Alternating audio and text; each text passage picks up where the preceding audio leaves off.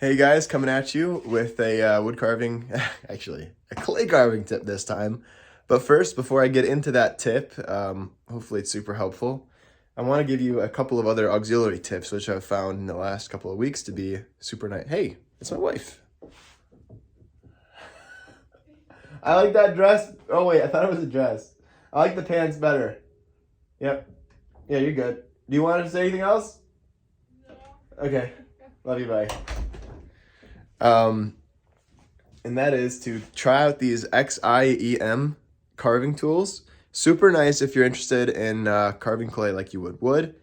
These are reinforced, so it's solid steel all the way around the ring, the carving part. This is cast. This is great because unlike Kemper tools, which are just ribbon into a metal cheap ferrule into the wooden handle, these will not break as easily, and you can really push on them and they won't bend.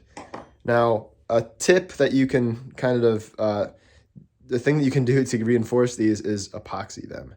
So I've taken some epoxy and inserted it into this steel ferrule, and that reinforces the ribbon and makes it a lot more usable. And these are not made for carving leather hard clay, so they can handle the leather hard clay when you do so. Another tip, I actually have been grinding. I just did it on one. I don't know if you can see that, but there's a serrated edge on this carving tool created with a grinding disc or just a small cutoff wheel on a Dremel.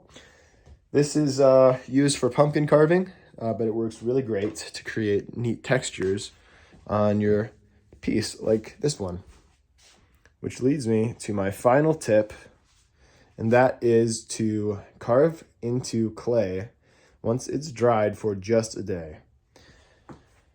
And that was an accidental rhyme. So in the case of this piece, I let it air dry for 3 days, and it carved about like you would imagine a piece of white cedar to carve.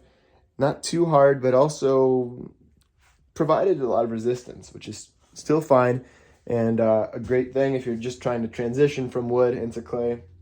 But I like this sort of 1 day of air drying, and this is the sweet spot for me. So what the process looked like briefly is I sculpted probably 70% of the piece, so I got all the shapes in while it was wet. I let it dry for just a day, and I came back in and I sculpted it the following day, and that's how I achieved all these nice textures. It held all the detail well. It was dry enough to where if I had to hold the back side of it, I wasn't going to smush the details in, and I just really enjoyed it. The clay I'm using is Runyon pottery clay.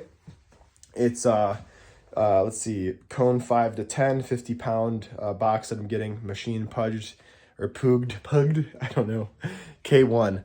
I don't know if that's available to everyone, but I'm sure you can order some good clay online. Anyway, that's that. Thanks for watching, guys. Hopefully you got something from it. See you in the next one.